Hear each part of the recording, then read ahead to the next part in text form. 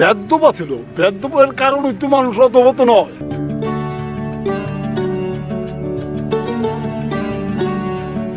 জমিদার বাড়িগুলো না দেখলে আসলে সেগুলো বোঝা যায় না। মনে তো জুতো বাঁধে আসতে পারছেন, জুতো বাঁধে আসতে দেন। বন্ধুরা, 62 বিঘার উপর জমিদার মুরাপাড়ায় এই প্রথম জমিদার বাড়িটি নির্মাণ করেন। পোলার ঘরের নাতনি আসছিল, নাতনিরও বুড়ো হয়ে আছে, একেবারে বয়স্ক হয়ে আছে, আমগো তো বেশি বয়স্ক হয়ে আছে। কাঠের এই দরজাগুলো কিন্তু ভেন্টিলেশন সিস্টেম।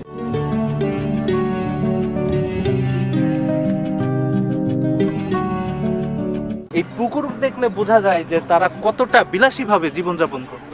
জমিদার সাথে মাথা দিয়ে যেতে দেন। এই গাছটা দেখে মনে হচ্ছে অনেক বছরের পুরানো গাছ। ওনার দাদাই কাজ করছে। আপনার দাদাই কাজ করে গেছে। এখানেই বসে কিছু জেলে তারা বড়শি দিয়ে মাছ ধরছিল। নদী ছিল নাকি এটাকে পুকুর করা হয়েছে?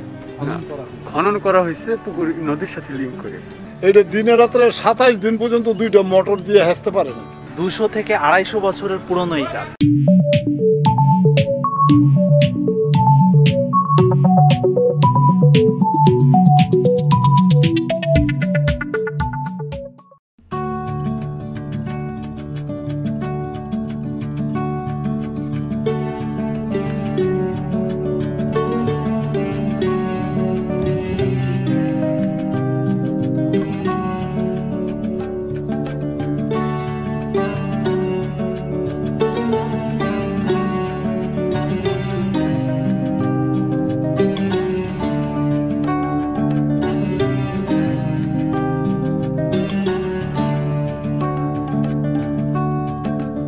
আমি আসছি আপনার নারায়ণগঞ্জ সোনারগাঁ থেকে। কেমন লাগছে এখানে জমিদার বাড়ি দেখে? আসলে খুবই সুন্দর লাগতেছে, আশেপাশে পরিবেশটাও খুবই শান্ত, প্লাস হচ্ছে মানে আমাদের আবহমান প্রাচীন বাংলার যে ঐতিহ্যটা দেখলে মনে যে আনন্দটা চলে আসে, আসলে এই সকল জায়গায় না আসে সেটা বোঝা যায় না। যে আসলে একটা সময় আমাদের সময় ইশাখা বারবিয়া বা যে ফখরুদ্দিন মুবারক স্যার আমলে যে মানে আমাদের যে প্রত্নতাত্ত্বিক যেই বিষয়গুলো ছিল, আমাদের মানে নারায়ণগঞ্জের যে ঐতিহ্যটা, বিভিন্ন জিনিস যেমন আমাদের সোনারগাঁ লোকশিল্প জাদুঘর, তারপর আমাদের যে রূপগঞ্জের জমিদার বাড়ি, এগুলো না দেখলে আসলে সেগুলো বোঝা যায় না যে একটা সময় নারায়ণগঞ্জ মানে বাংলাদেশের ভিতরে একটা ঐতিহ্যবাহী স্থান ছিল আর কি। স্থানীয় লোকেরা এটাকে মঠের বাড়ি হিসেবেও আখ্যায়িত করে থাকে। অনেক বছর আগে জমিদার রামরতন ব্যানার্জি এখানে জমিদার বাড়িটি প্রতিষ্ঠা করেন এবং কালের বিবর্তনে সেটাকে আবার তার বংশধরেরা এটাকে নতুন করে সংস্কার করেন।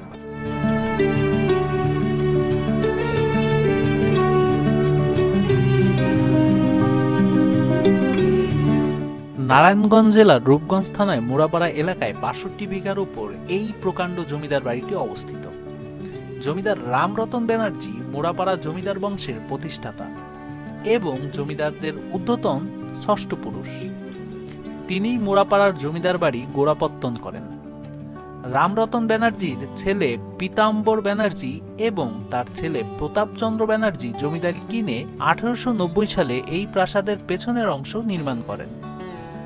কথিত আছে জমিদার ক্রয় সূত্রে প্রতাপচন্দ্র ব্যানার্জির সঙ্গে রবীন্দ্রনাথ ঠাকুরের ঠাকুরদা প্রিন্স দ্বারকানাথ ঠাকুরের প্রগাঢ় বন্ধুত্ব ছিল। প্রতাপচন্দ্র ব্যানার্জির ছেলে বিজয়চন্দ্র ব্যানার্জি 1899 সালে প্রাসাদের সম্মুখ অংশের একতলা ভবন নির্মাণ ও সেখানে 2টি পুকুর খনন করার পর হৃদরোগে মারা যান। তিনি ছিলেন এই অঞ্চলের প্রথম গ্রাজুয়েট। তার 2 ছেলে জগদীশচন্দ্র ব্যানার্জি ও আশুতোষ চন্দ্র ব্যানার্জি 1909 সালে প্রাসাদটির দোতলা সম্পূর্ণ করেন। 1909 সালে জগদীশচন্দ্র ব্যানার্জি এই ভবনটি সম্পূর্ণ করে নিজেই একজন জমিদার হয়ে ওঠেন। জগদীশচন্দ্র ব্যানার্জি একজন অত্যন্ত জনপ্রিয় ব্যক্তি ছিলেন, কারণ তিনি 2 বার দিল্লির কাউন্সিলর হিসেবে নির্বাচিত হন। জগদীশচন্দ্র ব্যানার্জি তার শাসনামলে অনেক কিছু তৈরি করে গিয়েছিলেন। অন্যদিকে তিনি প্রজাদের প্রতি ছিলেন অনেক কঠোর।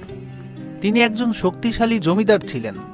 তার শাসনামলে কোনো প্রজা যদি সময়মতো খাজনা না দিত, তাহলে তিনি তাদের মাথার চুল কেটে দিতেন এবং অনেক সময় তাদের ঘরবাড়ি আগুন দিয়ে জ্বালিয়ে দিতেন। 1947 সালে জগদীশচন্দ্র ব্যানার্জি সপরিবারে ভারত চলে গেলে বাড়িটি সরকারের দখলে আসে।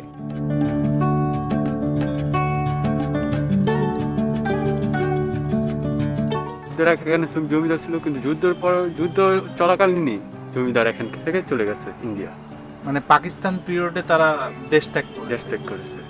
আচ্ছা আচ্ছা, এখন কি এই জমিদারের যে বংশধরেরা এরা কি এখন এখানে আসে দেখতে? হ্যাঁ আসে, এই যে 2016-তে আসছিল ইন্ডিয়া থেকে। এখানে ওরা আসলে বিশাল বড় একটা অনুষ্ঠান হয়, যেমন আমার মন্ত্রী মহোদয় গাজী গোলাম দস্তগীর একটা অনুষ্ঠান করে। এমনি তাদের এখানে কোনো বংশধর তো এখন নাই, সবই তো ইন্ডিয়াতে। ওর বংশধর বলতে নাতি আর পুতি আসছিল 2016-তে। আচ্ছা 16-তে না, সরি 18-তে আসছিল। 18-তে।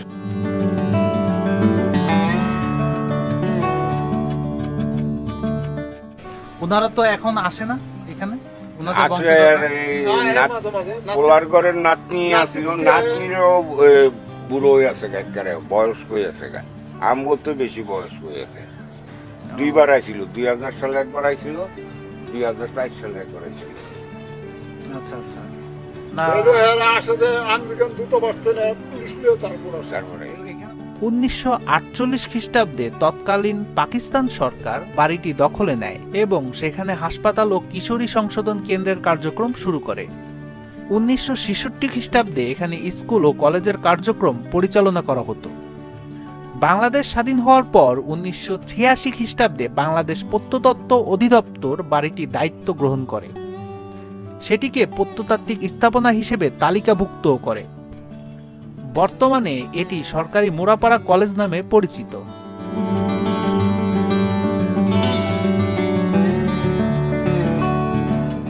বন্ধুরা, বর্তমানে মুরাপাড়া জমিদার বাড়িটি এখন বর্তমানে কলেজ করা হয়েছে এবং আপনারা দেখতেই পাচ্ছেন যে এখানে আরেকটি ভবন করা হয়েছে, হ্যাঁ, সাথে আরেকটি ভবন, এবং ওই পাশে আরো তিনটি ভবন করা হয়েছে।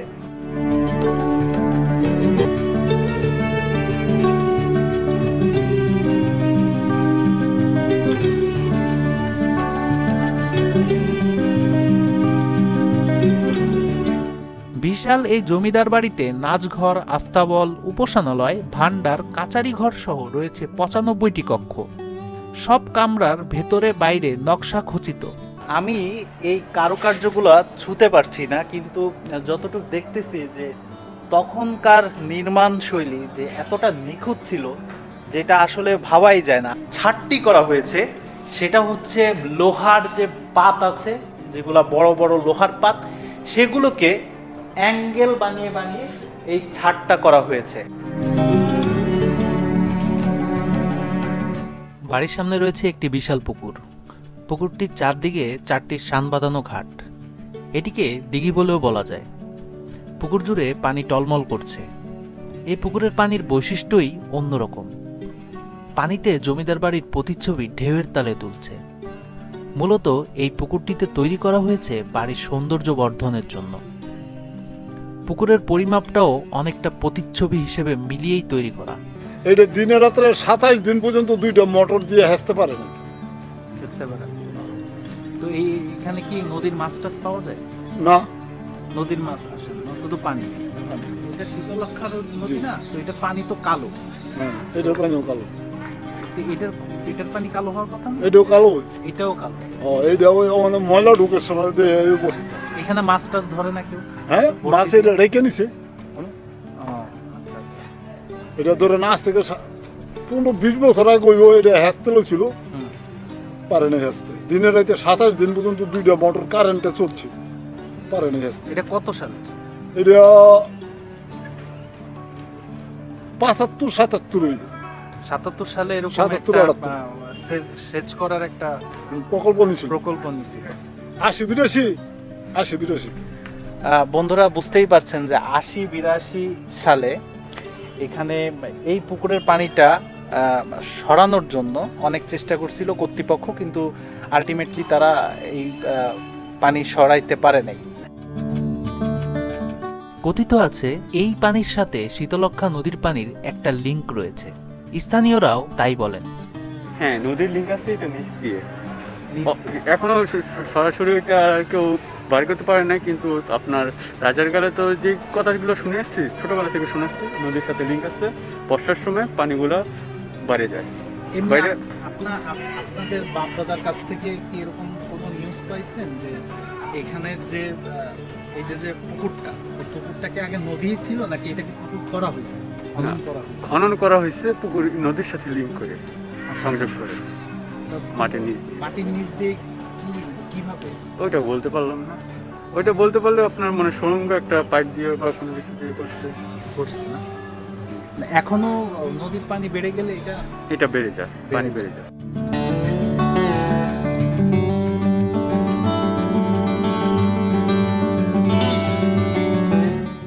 বন্ধুরা, গতবার যখন এসেছিলাম তখন দেখেছিলাম এখানেই বসে কিছু জেলে তারা বড়শি দিয়ে মাছ ধরছিল, খুবই সুন্দর লাগছিল। আজকে খুব আগ্রহ ছিল যে এই মাছ ধরা দেখার, বাট আজকে তারা বসেনি।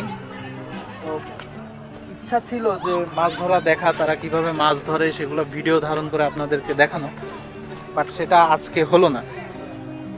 তো বন্ধুরা, এটাই হচ্ছে জমিদার বাড়ির প্রথম সামনের দিকের যে পুকুর, সেটাই।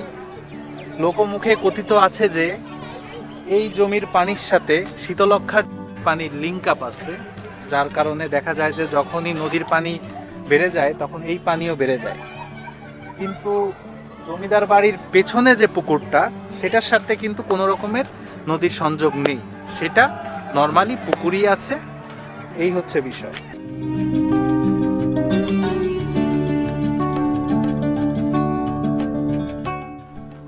পুকুর সংলগ্ন মন্দির। মন্দিরে বড় দুটি চূড়া রয়েছে, তা প্রায় 30 ফুট উঁচু। এর প্রবেশদ্বারগুলো খিলান দিয়ে নির্মিত। মন্দিরের মূল কক্ষ বেশ ছোট। স্থানীয়রা এটিকে মঠ বলে। বন্ধুরা, 62 বিঘার উপর জমিদার মুড়াপাড়ায় এই প্রথম জমিদার বাড়িটি নির্মাণ করেন। বাড়িটি প্রথমে একতলা থাকলেও সেটা পরবর্তীতে কালের বিবর্তনে তার যে উত্তরসূরিরা আছে সেটাকে দোতলা রূপ দিয়েছে। বন্ধুরা, আমরা যদি এটার ভিতরে দেখি তাহলে বুঝবো তৎকালীন জমিদার কোন প্রযুক্তিতে এই বাড়িটি নির্মাণ করেছেন। আমরা একটু ভিতরে আসবো।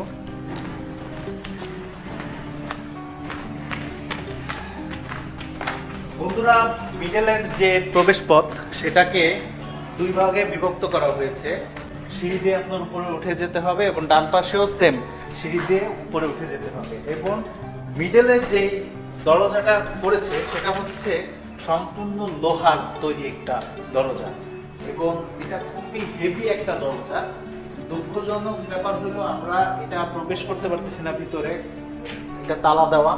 কিন্তু ভেতর থেকে যেটা বোঝা যাচ্ছে ভেতরটা আসলে অনেক সুন্দর, যদিও উঠানটা অনেক ছোট।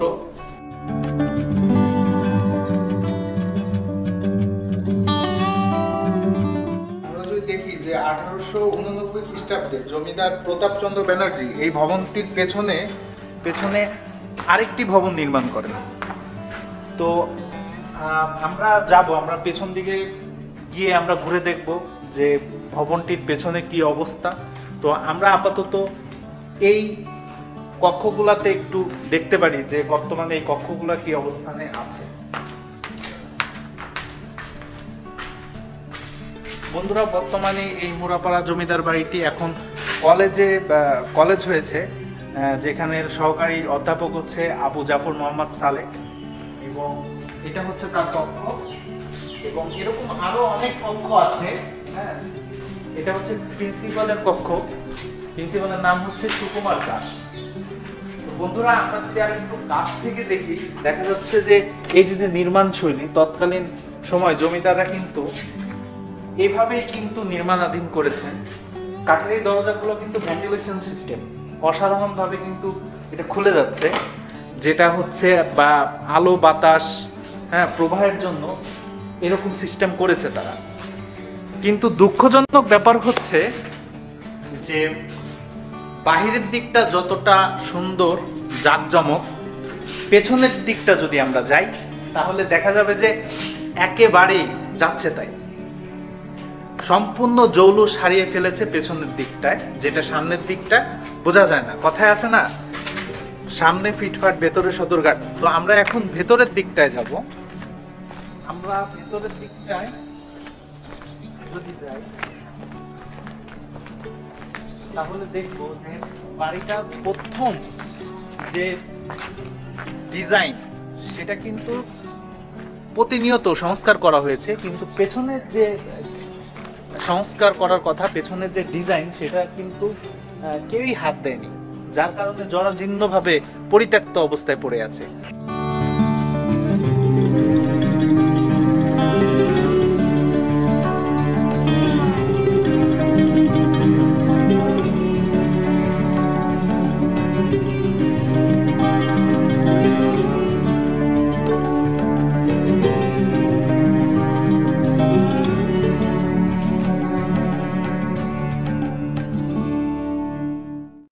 জমিদার রামরতন ব্যানার্জির যে বংশধরেরা, এই বংশধরেরা কিন্তু অনেক পরে এই ভবনটি নির্মাণ করেছে এবং দেখা যাচ্ছে যে এই ভবনটি পরিত্যক্ত অবস্থায় পড়ে আছে, কিন্তু এটা কিন্তু এখনো ভালো অবস্থায় আছে।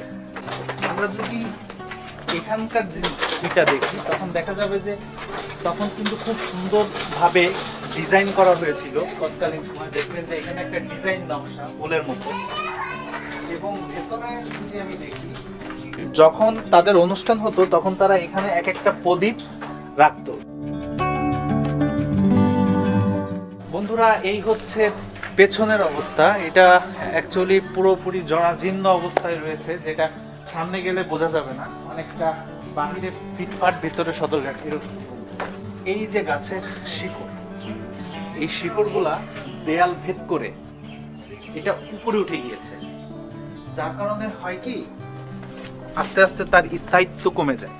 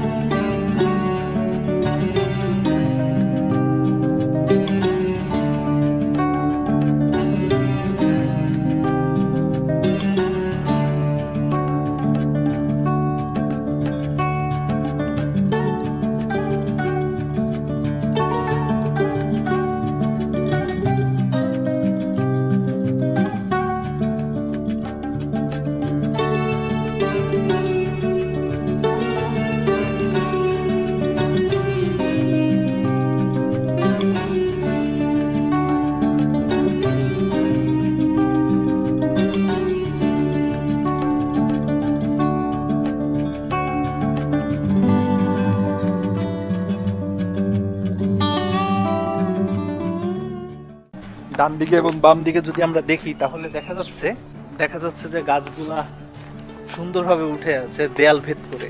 তো আমরা যদি এদিকে আসি তাহলে আমরা দেখবো যে এটা চারিদিকে বাউন্ডারি দেওয়া, এবং বাউন্ডারির যে প্রাচীর সেটা 20 থেকে 30 ইঞ্চি পর্যন্ত এটা প্রশস্ত। আমরা বাউন্ডারির আমরা যদি দেখি যে এই যে দেয়াল, আমরা একটু সামনে যাব, সামনে যে আমরা একটু দেয়ালটা দেখব। বন্ধুরা, দেখতেই পাচ্ছেন দেয়ালটা কতটুকু প্রশস্ত, এবং এই দেয়ালটা কিন্তু টোটালি চলে গেছে অনেক দূর পর্যন্ত, আর এটাও অনেক দূর পর্যন্ত চলে গিয়েছে। তার মানে বোঝাই যায় কিন্তু যে তৎকালীন জমিদার কতটা প্রভাবশালী ছিলেন, অর্থ সম্পদে কতটা স্বয়ংসম্পূর্ণ ছিলেন, এটা দেখলেই কিন্তু বোঝা যায়।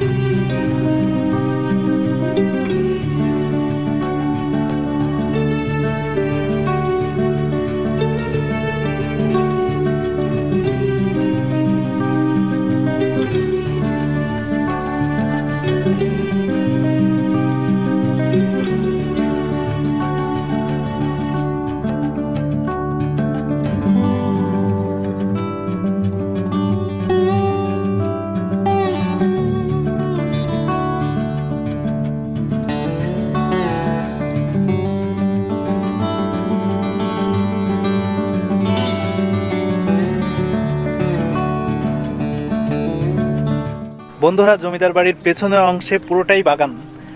এখানে নারিকেল গাছ থেকে শুরু করে খেজুর গাছ, হ্যাঁ, তারপরে ওটা বট গাছ কিনা আমি জানি না, সব কিছুই আছে। পুরোটাই জলাজীর্ণভাবে অবস্থায় আছে। এই দুই দেয়ালের মাঝখানে, হ্যাঁ, খুব সুন্দর, হ্যাঁ, খুব সুন্দর একটা পুকুর। আমরা এখন জমিদার বাড়ির পেছনের অংশে আছি, যেটা হচ্ছে একটা মস্ত বড় পুকুর। আমরা ওখানে দেখেছি যে জমিদার বাড়ির সামনে বিশাল বড় একটা পুকুর এবং পেছনেও ঠিক মস্ত বড় একটা পুকুর। তো ভাবা যায় যে তৎকালীন সময়ে যে রামরতন ব্যানার্জির যে উত্তরসূরিরা তারা এই পুকুরগুলো নির্মাণ করেছে, তো তখনকার সময় তারা কতটা বিলাসীভাবে জীবনযাপন করত সেটাই পুকুর দেখলেই বোঝা যায়। আর আমরা তো দেখলাম জমিদার বাড়ির সামনের অংশ এবং পেছনের অংশে। তো পেছনের অংশ এখন তো জরাজীর্ণ অবস্থায় আছে, আগের জৌলুস হারিয়ে গিয়েছে, কিন্তু এই পুকুর দেখলে বোঝা যায় যে তারা কতটা বিলাসীভাবে জীবনযাপন করত। তো বন্ধুরা, পানির দিকে যদি আমরা দেখি, পানি হালকা হালকা পাতা কালারের রং ধারণ করেছে, কিন্তু পানি পরিষ্কার আছে। আর আমরা দেখতেছি এখন যেগুলা ময়লা ময়লা মনে হচ্ছে যে এগুলো ময়লা, আসলে এগুলো ময়লা না, এগুলো খাবার দেওয়া হয়েছে। মূলত এখানে মাছ চাষ করা হয়, তো স্থানীয় যারা জনগণ তাদের মধ্যে কেউই হয়তো এখানে মাছ চাষ করে, তো সেই খাবারটা আর কি দেওয়া হয়েছে, এই জন্য আর কি পানির কালারটা এরকম হয়ে গিয়েছে। এর আগে একবার আসছিলাম আমি রাতের বেলায়, তো তখন দেখা গিয়েছিল যে এখানে ছোট ছোট মাছগুলা এই ঘাটের এদিকে চলে এসেছে, হ্যাঁ, তো খুব মজা হয়েছিল ওই সময়।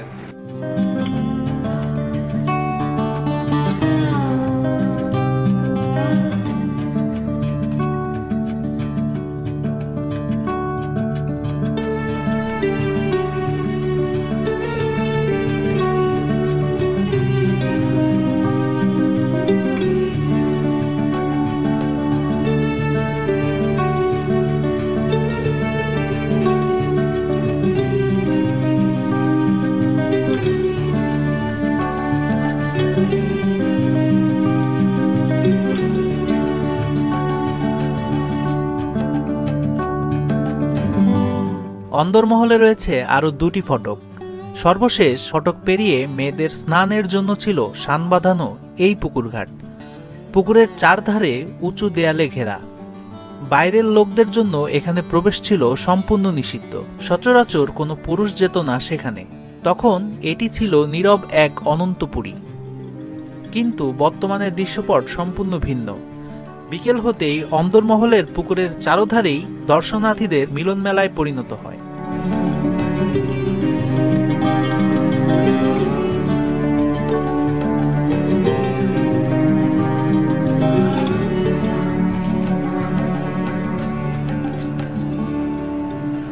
বন্ধুরা, আমরা এখন এই পুকুরটা পুরোটা ঘুরে দেখব, তো আমাদের সাথেই আসুন।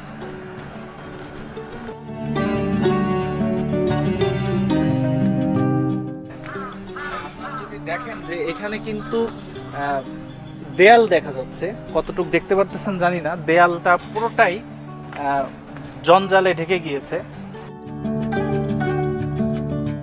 পেছনটা জঞ্জাল থাকলেও এখানটা স্বাভাবিকভাবে একটু গ্রামের পরিবেশের মতোই আছে।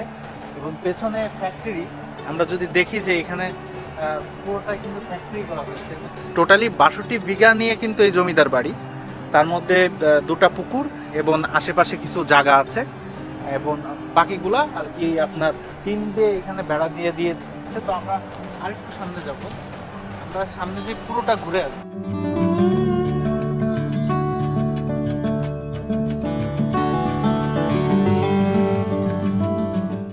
বন্ধুরা, এই গাছটা দেখে মনে হচ্ছে অনেক বছরের পুরানো গাছ। এরকম জমিদার বাড়ির আশেপাশে এরকম 200 বছর 300 বছরের পুরনো গাছগুলা কিন্তু রয়েছে।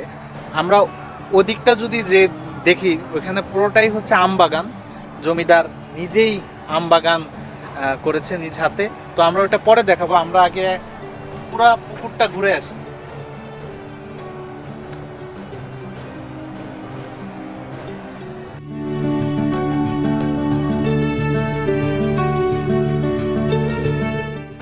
এই পর্যন্ত সীমানা দেওয়া আছে, এরপরেই ফ্যাক্টরি, যেটা আগেও আপনাদেরকে বলেছি। জমিদার বাড়িটা টোটালি এই সীমানা পর্যন্ত দেওয়া, যেটা 3 দিয়ে আর কি সীমানা নির্ধারিত করা হয়েছে।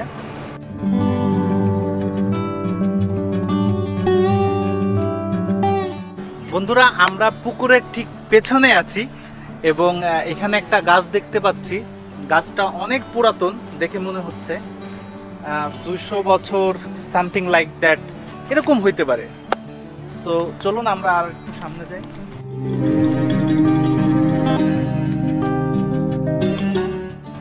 এই গাছটিও অনেক পুরাতন দেখে মনে হচ্ছে, তেঁতুল গাছ। আমরা গতকালকে এসেছিলাম একবার, এখান থেকে তেঁতুল নিয়ে খেয়েছিলাম, চ্যাপটা চ্যাপটা চিকুন চিকুন তেঁতুল। তো খেলাম, দেখলাম যে না আহামরি এতটা টক না, আর তেঁতুলের কোয়ালিটিটাও অন্যরকম হয়ে গেছে, চ্যাপটা। আমি যদি এখন এখান থেকে পেড়ে দেখাতে পারতাম তাহলে হয়তো বুঝতেন, কিন্তু আসলে পারা সম্ভব না। কালকে যেটা পেরেছিলাম সেটা খুবই কাছে ছিল, হাতের খুব কাছে ছিল, যার কারণে পারতে পেরেছি।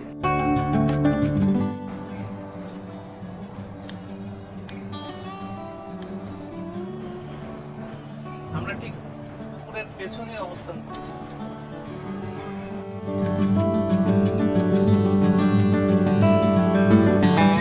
মজার কথা হচ্ছে গরু আছে এখানে, ছাগল আছে এখানে, আর গরু ছাগলগুলো জমিদারের ঘাস খেয়ে তারা জীবন কাটাচ্ছে, এটাই সব থেকে মজাদার।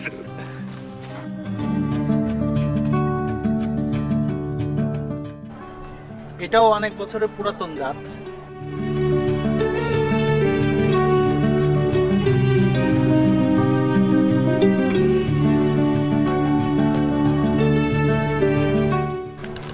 বন্ধুরা, আমরা দেখতে পাচ্ছি এখানে একটা নৌকা। এই নৌকাটা সচল অবস্থায় আছে, কিন্তু পরে কি নৌকার মাঝে যখন নৌকাটা চালায় তখন পানিটা ফেলে দিয়ে তারপরে নৌকাটা চালায়। আরেকটু সামনে দেয়ালটা অনেক মোটা, যদি আমরা দেখি যে দেয়ালটা কিন্তু অনেকটা মোটা করে জমিদার মশাই বানিয়েছেন। আর এখন এই দেয়াল ঘিরে যত ধরনের গাছপালা আছে সব বিস্তৃত। তো বন্ধুরা, আমরা পুরা পুকুরটি আপনাদেরকে ঘুরিয়ে দেখব। আপনারা যদি এখানে আসেন তাহলে নিশ্চোখে দেখলে অবশ্যই অনেক ভালো লাগবে, কিন্তু যদি না আসেন তাহলে আর কি এই ভিডিওতেই আর কি কিছুটা মনের তৃপ্তি মেটাতে পারবেন। জমিদারের নাম কি ছিল? জগদীশ ব্যানার্জি। এটা হচ্ছে আশু ব্যানার্জি আর ব্যানার্জি, এরা দুই ভাই, আশু বাবু আর ব্যানার্জি বাবু, জগদীশ বাবু, এরা দুইটা ভাই। তো এরা মানে কত বছর আগে এই জমিদার বাড়িটা নির্মাণ করছে? এরা মনে হয় 200 বছর হইব, 200-250 বছর আগে। এটা ব্রিটিশে 200 বছর উপরে আছে গা, 200 বছর।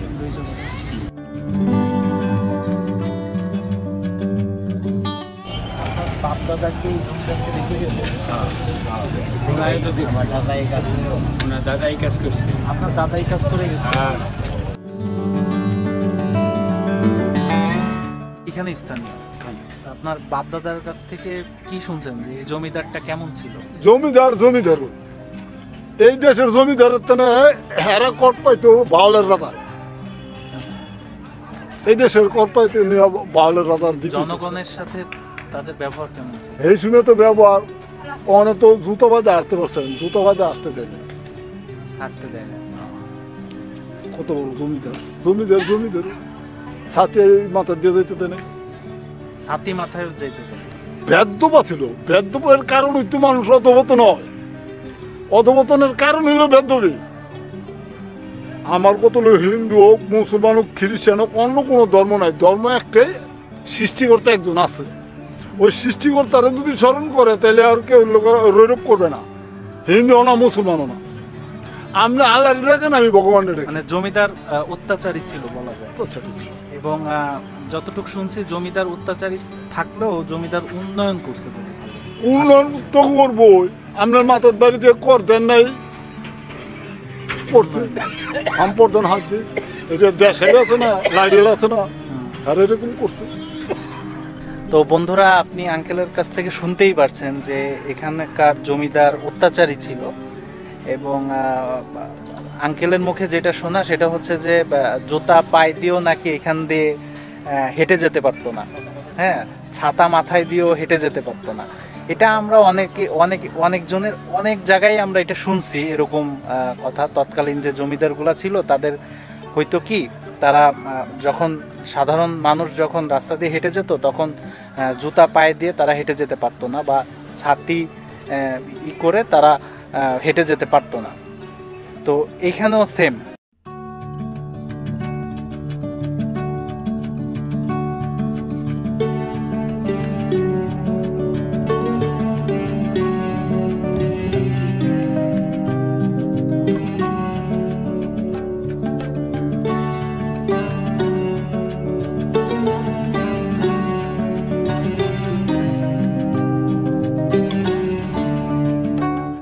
মন্দিরের বাঁ পাশ ঘেঁষে ছায়াঘেরা শান্ত শ্যামল প্রকাণ্ড আম গাছ রয়েছে। গাছগুলো বেশ পুরনো, একই মাপের ঝাঁকড়ানো গাছ, ডালপালা ছড়ানো, অনেকটা ছাতার মতো। অসংখ্য গাছ, প্রায় প্রতিটি আম গাছের গোড়া পাকা করা।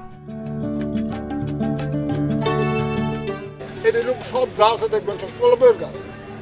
এগুলো সব কলপের গাছ। কলমের গাছ। এটি ভারতের গাছ। এগুলো সব কলপের। সব কলম। এই গাছটার বয়স কত? 200-250 বছর হবে। এগুলা কি মৃত অবস্থায় না? না, সব জীবিত। সব জীবিত? হ্যাঁ। তাহলে ওই যে ওইখানে লিখছে যে সতর্ক নোটিশ। সতর্ক নোটিশ, এটার বয়স হয়ে গেছে, হ্যাঁ, আস্তে করে ছেড়ে দেয়। ছেড়ে দিলে লাইসেন্স নাই, একটা মানুষ আহত হলে এটা কর্তৃপক্ষ দায়ী আর কি। এই কারণে এরা নোটিশ লাগা রাখছে, আমনা করে ছেড়ে দেয়। বয়স হয়ে গেছে না।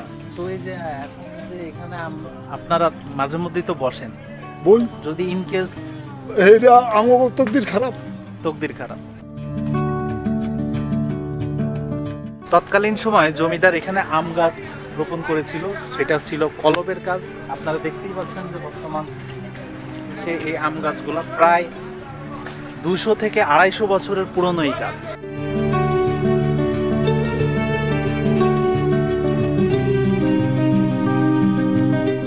এখানে আছে সারি সারি পান ও সুপারির বাগান। এছাড়া জমিদার বাড়ির প্রবেশ মুখেই সারি সারি ঝাউ গাছ ও খেজুর গাছও রয়েছে।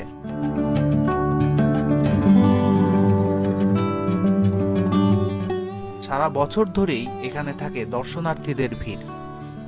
বিদেশি পর্যটকরাও আসেন এই বাড়িটিতে। মূলত এই অঞ্চলের বহু স্মৃতি যুগ যুগ ধরে বহন করছে এই জমিদার বাড়ি। নয়ন জোড়ানো রূপগঞ্জের এই জমিদার বাড়ির ভেতরের অপরূপ কারুকাজ, নিপুণ হাতের শিল্পকর্ম দেখে আজও পর্যটকরা বিস্মিত হন।